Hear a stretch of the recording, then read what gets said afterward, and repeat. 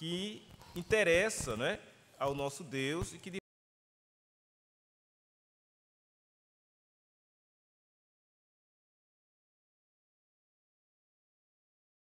nós, na semana passada, aprendemos como se deve orar, né? Qual a maneira, qual a postura, qual a atitude que devemos ter para com a oração. E aí aprendemos, né, do versículo 5 até o versículo 8, que nós não devemos orar com hipocrisia, né? Nós devemos zelar para que a nossa oração seja sincera, de coração realmente, sincero diante de Deus.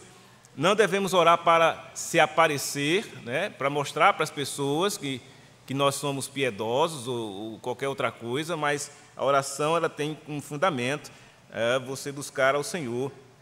E Deus que vê em secreto, Deus que vê o seu coração, Deus que perscruta a nossa alma, sabe daquilo que você precisa, mas Ele requer que nós o busquemos, que nós de fato entendamos a necessidade que temos de orar. Então nós sabemos que é importante a oração, que a oração ela é fundamental na nossa vida. É impossível você dizer, olha, eu sou crente, mas não oro. Não é impossível. Todo crente precisa orar. É uma necessidade da alma do crente, até mesmo porque a oração é um meio de graça que Deus concedeu à sua igreja para se comunicar com ela. Quando você ora, você está falando com Deus. Então vejam, irmãos, como é fundamental, importante a oração. Outra coisa, a oração não pode se tornar uma reza. Ele também nos ensinou isso, que quando você orar, não use de vã repetições, porque quem faz isso? Os gentios, que presumem que pelo seu muito falar serão ouvidos. Não há essa necessidade. A reza, ela perde todo o sentido, todo o entendimento diante do que Jesus ensina aqui.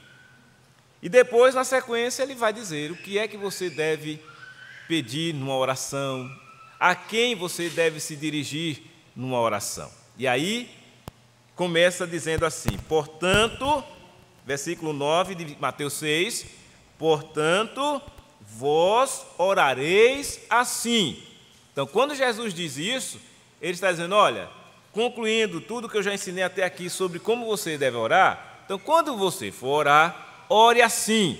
Primeira coisa, Pai nosso, vamos dizer juntos, Pai nosso que estás nos céus, santificado seja o teu nome, primeiramente. Então, a quem se dirige a oração? Jesus nos ensina, a Deus o Pai, ao Pai nosso. Então, aqui, de início, você já percebe que aquelas rezas, aquelas coisas de pedir a Maria, de pedir aos santos, já cai por terra. Não há possibilidade, porque Jesus ensina que quando você orar, você vá ao Pai Nosso. Ou seja, há uma relação filial, né? Familiar. Ó. Se você chama Deus de Pai, você é o que dele? Filho.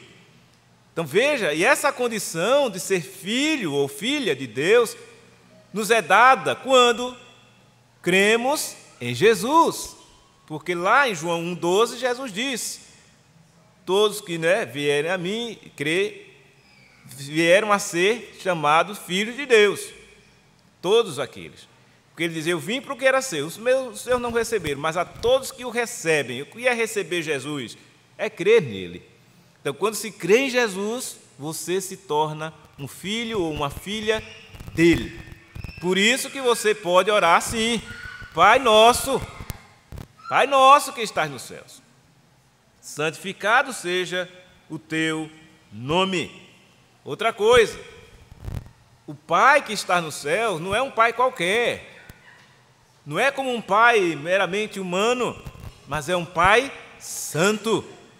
E dizer para ele, e santificado seja o teu nome.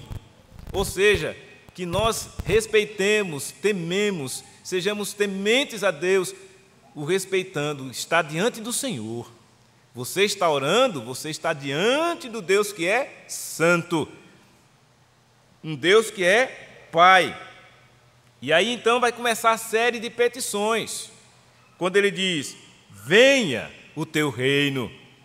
Olha o modelo de oração, qual é a sua primeira preocupação quando você busca ao Senhor Deus em oração? Que Ele diz: venha o teu reino, que o reino do Senhor esteja presente e faça-se a tua vontade, assim na terra como no céu. A vontade do Senhor soberana, ela que deve prevalecer, de fato, sobre todos e sobre tudo. Então, quando nós oramos ao Senhor e rogamos a Deus, o Pai, que o reino dele venha, a vontade dele seja feita, e não a nossa. Prioritariamente é a vontade de Deus que deve prevalecer. O que geralmente o ser humano, pecador, quer puxar para o seu lado, né? Para o seu egoísmo, e diz: eu quero isso, eu quero aquilo, e age como um menino mimado, né? Que quer receber tudo de Deus, o Pai, e Pai é aquele Pai bonachão, que está lá para atender os nossos pedidos conforme a gente queira. Não é assim. O Pai Santo, Ele que tem que ser feita a vontade dEle, porque a vontade do Senhor é a melhor coisa, quando exercida para quem quer que seja. Por isso, o Senhor Jesus está dizendo: olhe, quando você orar, diga: Pai, venha o teu reino e faça-se a tua vontade aqui na terra, como aí no céu. Porque, de fato, a vontade do Senhor soberana é feita tanto no céu como aqui na terra. E nenhum de nós temos a capacidade de mudar essa vontade do Senhor. E graças a Deus por isso, porque se assim fosse, nós é que estaríamos no lugar dele, né? E não é assim. Nós é que dependemos de Deus, nós é que precisamos do Senhor. Então, quando você orar, coloque-se assim diante dele: ó Pai, o seu nome seja santo, e venha o teu reino, e a sua vontade é que se faça, não a minha, mas a tua vontade. E aí vem a outra petição: o pão nosso de cada dia dá-nos hoje. Com esse ensino, Jesus demonstra que você sabe que depende do Senhor para a sua sobrevivência. O pão nosso de cada dia dá-nos hoje, Senhor. Então, o alimento que já comemos hoje pela manhã provém do Senhor. O que vamos comer meio-dia, o que vamos comer à noite, o que comemos todos os dias, provém do Senhor. Por isso, sejamos gratos, porque essa é a providência de Deus em nossa vida. Então, ore assim: Pai, o pão nosso de cada dia dá-nos hoje, porque Ele sabe que o alimento, o provimento vem do Senhor. E outra petição importantíssima: perdoa-nos as nossas dívidas. Olha, irmãos, perdoa-nos as nossas dívidas. Ou seja, Jesus já ensina-nos que nós somos devedores, e somos mesmo, né? Nós temos um sério problema de sermos pecadores, e todo pecado, de fato, é uma dívida para com Deus, né? Todo pecado se faz necessário ser punido, todo pecado é uma dívida que precisa ser paga. E nós sabemos que a nossa dívida era impagável, não é verdade? A dívida que tínhamos para com Deus era impagável. Por isso que Jesus está ensinando: quando você orar, diga: Pai, perdoa-nos as nossas dívidas. Mas tem uma contrapartida: assim como nós temos perdoado aos nossos devedores. Então, se alguém tem dívida para com você, perdoe aquela pessoa, porque Jesus ensina-nos aqui um princípio fundamental: se você não tiver a capacidade de perdoar a quem lhe deve, você também não está habilitado a receber o perdão de Deus. É necessário que você perdoe, para que você também seja perdoado. Então, aqui ele mostra para nós, ensina-nos a nós, que nós não temos, irmãos, não podemos, né, alimentar em nosso coração orgulho, né, vaidade, de começar a se achar melhor do que ninguém. Não, porque todos nós somos devedores, em alguma medida.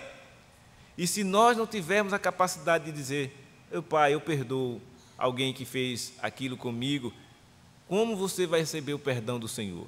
Então ele atrela isso e demonstra que a atitude de perdoar não é uma coisa opcional, não. A atitude de perdoar é uma ordem. Se você pede perdão de suas dívidas para com Deus, ele diz, assim você também tem que perdoar aos seus devedores. E ele já afirma que é uma atitude que vai estar sendo tomada. Ele diz, assim como nós temos perdoado aos nossos devedores. Então, veja, Jesus já pressupõe que você que estará orando assim, como ele está ensinando, Pai, perdoa-nos as nossas dívidas, ele já vincula dizendo, assim como nós temos perdoado. Então você já deve estar tendo essa atitude de perdoar as pessoas. Como você tem perdoado os seus devedores, Deus o Pai está, com toda certeza, desejoso de que você o ore, pedindo perdão para que Ele assim conceda.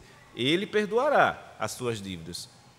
Mas se você já tiver no coração a certeza de que não vai estar segurando mágoa de ninguém, de que você não vai estar alimentando um sentimento ruim no seu coração, dizendo assim, eu não perdoo. Mas se você não perdoar, como é que você vai receber o perdão de Deus? É necessário se destravar disso, lançar fora, porque o perdão, irmãos, é a melhor coisa que pode acontecer na vida de uma pessoa. Lembra lá de Davi? Enquanto calei os meus pecados, eu sofri, envelheci os ossos, gemidos, todo dia, até que eu confessei. E ao confessar o que ele disse, o Senhor disse, eu confessarei ao Senhor as minhas transgressões, e o Senhor perdoou os meus pecados. Então, esse é o caminho, irmãos, que já está dito, ensinado por Jesus na oração. Pai, perdoa-nos as nossas dívidas, assim como nós temos perdoado os nossos devedores. Então, esse é o caminho para a libertação, seja lá do que for, que esteja no seu coração, lhe moendo por dentro, você até fica difícil, você não consegue se desvencilhar daquilo, perdoe. Perdoe, porque você vai se livrar dessa dívida. Se alguém lhe causou um dano a tal ponto que você não consegue perdoar, Jesus vem e diz, perdoe. Perdoe os seus devedores. Assim o Pai também perdoará as nossas dívidas. E ele segue, e não nos deixes cair em tentação. Mais uma petição, não nos deixes cair em tentação. Por que ele está orando, ensinando isso? Porque a tendência natural minha e sua é cair. A nossa tendência natural é pecar. Mas ele vai e diz, ensina-nos a dizer, Senhor, quando você está orando, ore assim, Pai, não nos deixes cair em tentação. Jesus está mostrando aqui para nós e ensinando que ser tentado não é uma coisa que a gente pode evitar, né? A tentação, ela vem. O que você tem que evitar é cair nela. É isso que ele está dizendo. Não nos deixes cair em tentação. A tentação, ela vem. Porque quem é que faz esse trabalho de tentar? O diabo. E como é que anda o diabo? Em derredor, buscando a quem possa devorar. É o que diz a palavra. Então a gente não pode achar que anulamos o diabo, que o diabo nem existe, que o diabo... Não menospreze o nosso inimigo. Ele é um inimigo forte, é um inimigo sagaz, é um inimigo terrível, mas é possível vencê-lo? Sim, é possível vencê-lo. Como? Orando ao Pai, Senhor, Deus, não me deixe cair na tentação do inimigo, ou até mesmo nas tentações do nosso próprio coração, quando você é tentado pela sua cobiça, você é tentado por isso. Aí ele diz, olha, não me deixe, Deus, cair na tentação, mas livra-me do mal. Livra-nos do mal. Essa é a atitude correta, buscando ao Senhor e pedindo, Senhor, me livre do mal. Me tira, ó Deus, dessa situação que eu estou a sofrer.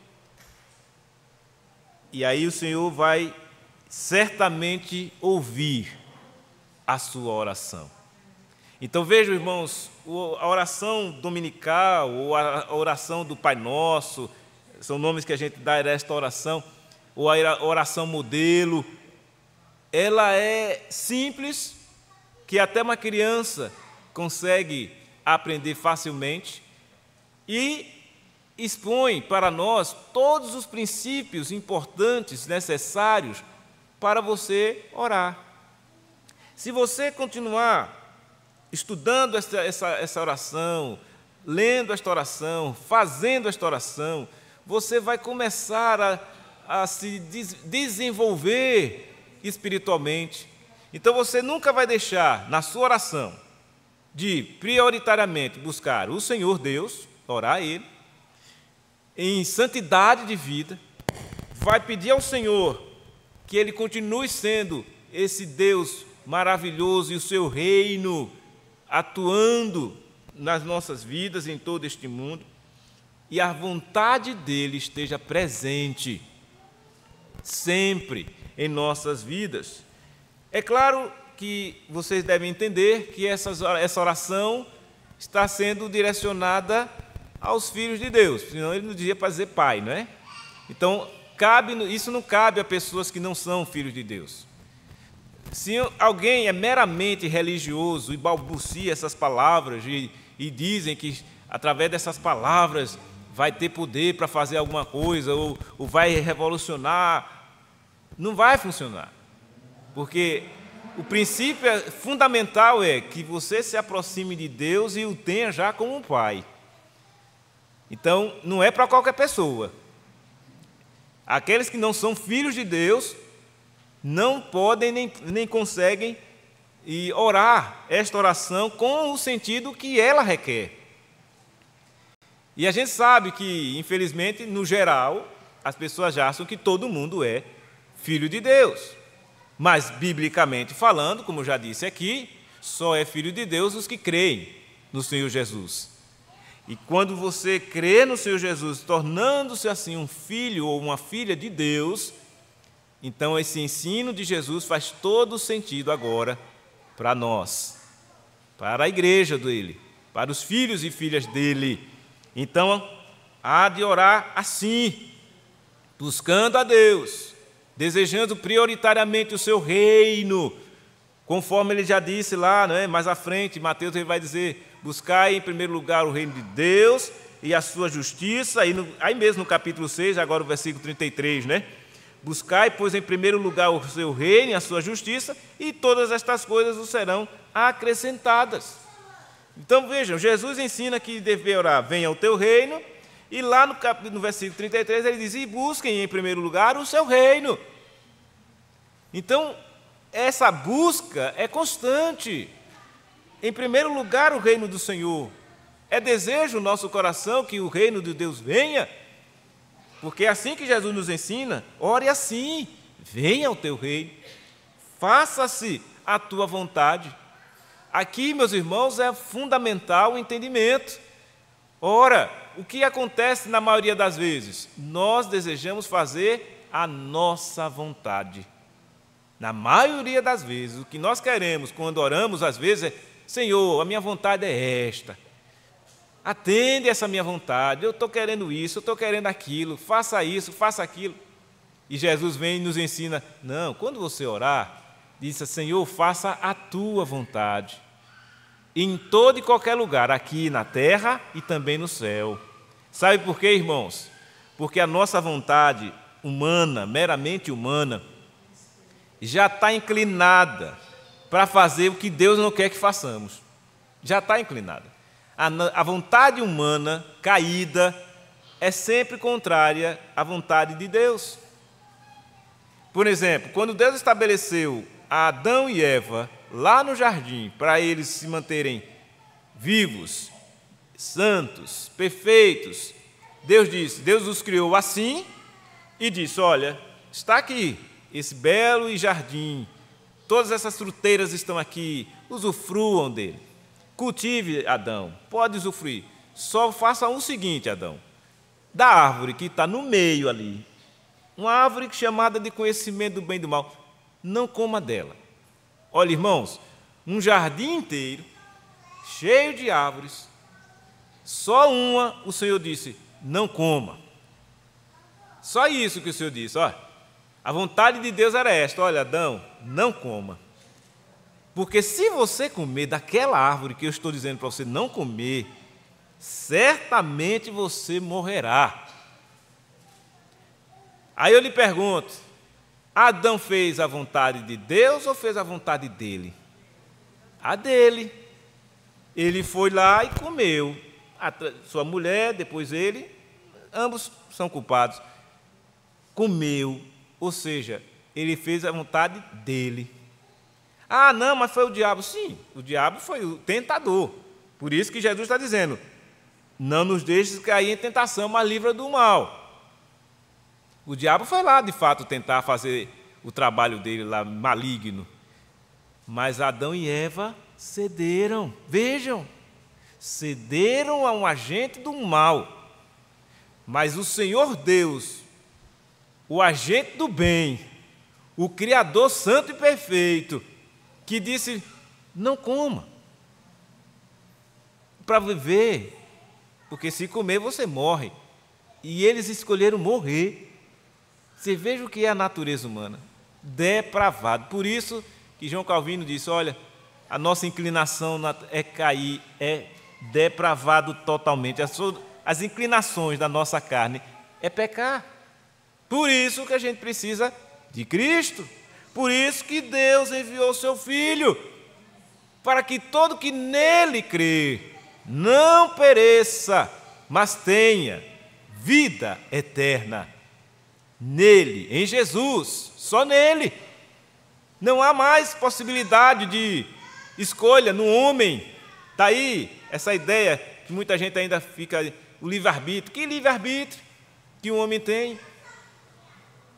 Já dizia Martinho Lutero: o livre-arbítrio do homem é como um urubu. E se você colocar aí a carniça e um banquete, ele vai preferir a carniça, é a natureza dele. Então, essa é a natureza humana, caída, mas há esperança, porque Deus enviou seu Filho ao mundo. E esse ato de Deus foi um ato de amor, né? Porque Deus amou, aí deu seu Filho, para que todo aquele, eu, você, os irmãos espalhados por este mundo afora, os que ainda virão, todo aquele que nele crê, não pereça, mas tenha vida eterna. Jesus então vai e nos ensina: irmãos, quando orar, você ore assim: venha o teu reino, ó Deus. Faça-se, Senhor, a tua vontade. Perdoa minhas dívidas como eu perdoo a quem me deve. E não me deixe cair, ó Deus, em tentação, mas livre-me, Senhor, do mal.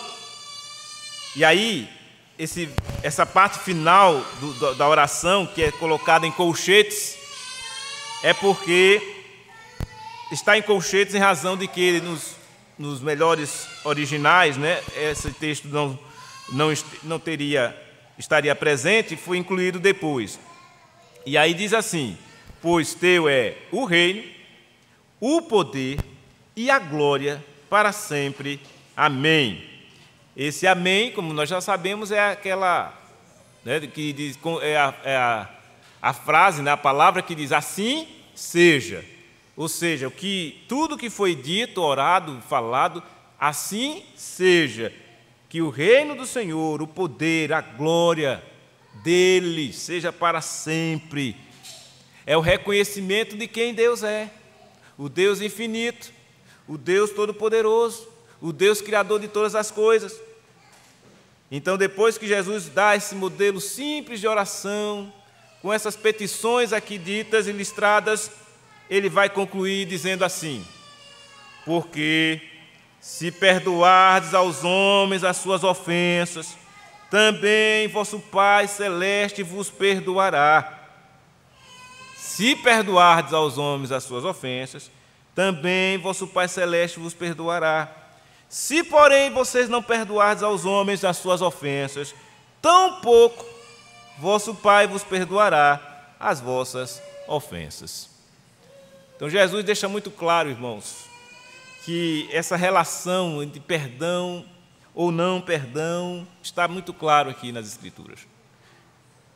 Você como cristão, você como cristã, não pode tomar para si essa autonomia de dizer: eu perdoo se eu quiser, eu não vou perdoar fulano de tal, eu não vou perdoar ciclano. Não faça isso, porque se você não perdoar aos homens as suas ofensas, Deus não vai perdoar as suas. Você não pode se colocar numa condição como se você fosse perdoado, mas não perdoa ninguém. Se você perdoar aos homens as suas ofensas, Deus vai perdoar você também. Então, é claro que Jesus deixa aqui para nós o ensino que o perdão tem que fluir na vida do crente. Os filhos de Deus têm que fluir perdão. Não pode ficar de coração duro, não combina. Crente de coração duro não combina. Não tem nada a ver eu dizer: olha, eu sou crente, mas olha, o meu coração não consegue perdoar fulano de tal. Impossível. Se você é crente, você foi alvo da graça de Deus, o Senhor Deus lhe salvou, você se tornou filho de Deus, Ele está dizendo: tem que perdoar, filho. Você tem que perdoar as pessoas que têm lhe ofendido, porque Deus então não vai perdoar você. Ora, você por acaso está numa situação melhor do que qualquer outra pessoa? Claro que não. Humanamente falando, todos somos o quê? Pecadores. Não é isso que Paulo diz lá aos Romanos? Todos pecaram, carecem da glória de Deus. Então você não pode, irmãos, se vitimizar, se achar que pode dizer: olha, eu sou um coitadinho, eu mereço o perdão das pessoas, me perdoem. Mas na hora de você perdoar alguém, não, eu não perdoo. Aquilo que a pessoa fez comigo foi muito grave e eu não perdoo ela. Não faça isso. O pecado que você cometeu, seja ele qual for, é infinitamente mais grave para com Deus. Todo pecado é gravíssimo para com Deus. Sabe por quê? Porque o salário do pecado é a morte. Todo pecado cometido vai gerar a morte. Então, se você foi livrado dessa morte por causa da graça de Deus em sua vida, por causa da salvação em Cristo, por que alimentar ódio? Por que alimentar mágoa? Por que alimentar dureza no seu coração? Por que achar que não deve perdoar ninguém, seja lá quem for? Não faça isso. Perdoe, porque assim você será perdoado. E pode ter certeza, quem já experimentou essa orientação, esse ensino dado por Jesus aqui, sabe o que eu estou falando. Quem já tirou um peso das suas costas, porque estava ali com o coração fechado, endurecido, até o dia que perdoou alguém e sentiu-se aliviado, sentiu-se livre, sentiu-se leve, porque tirou esse peso das costas, tirou esse peso da alma, porque é isso que faz o coração endurecido, traz um peso, e a pessoa fica de fato ali entristecida, não consegue viver a vida normalmente, é triste o tempo todo, é sempre com a cara fechada. Por que será? Porque não perdoou, ficou lá remoendo no coração, aquele sentimento ruim. Irmãos, se fomos alcançados pela graça de Deus, não nos cabe mais guardar pecado, guardar sujidades na nossa alma. Desvencilhe disso, lança fora, e esteja debaixo dos pés de Cristo e atenda a essa orientação que Ele diz: olhe, quando vocês forem orar, ore assim, busque a Deus o Pai, santificando o nome dEle, pedindo que Ele reine e que a sua vontade se estabeleça na sua vida, que Ele não nos deixe cair na tentação, que Ele não nos deixe faltar aquilo que é necessário para o nosso corpo, o alimento básico. Ele não está falando: olha, o alimento é básico, o pão nosso de cada dia, Senhor, dá-nos hoje. Ou seja, dá-nos o que é suficiente para o nosso viver. As demais coisas, Ele acrescenta. Você pode ter isso, aquilo, outro, que Deus lhe abençoar, né, e lhe der condições de você ter algo, né, porque financeiramente você pode ter. Não, isso não é pecado não, mas se você já tem o básico, alegre-se no Senhor, porque Ele concedeu esta graça. Se do básico imagina as demais coisas. Aí é que você é grato mesmo. Porque quando ele fala do básico, do alimento básico, que é para a sobrevivência, já está dizendo tudo. Se você tem o básico para sobreviver, o que é que vai acontecer? Você vai ter força para trabalhar, né? Você vai ter mente boa para estudar. Então, se você está sendo alimentado, você vai desenvolver a sua vida. E no desenvolvimento da sua vida, na presença do Senhor, orando, buscando a Deus, é onde vai sair crentes fortes, igrejas sadias, que olham para o Senhor Jesus, o autor e consumador da sua fé, crendo nele, e caminha com alegria no coração, e vai enfrentar as lidas da vida com ânimo, as aflições da vida com ânimo, porque esse mesmo Jesus disse isso. No mundo vocês tereis aflições, mas tende bom ânimo, porque Ele venceu. Então, se você está nele, você certamente vencerá, por causa dele. Não é porque nós somos agora super-homens ou mulheres maravilhas. Não, é porque estamos em Cristo. E aí faz toda a diferença. Inclusive, para a gente saber lidar com tudo que vem acontecendo no mundo hoje.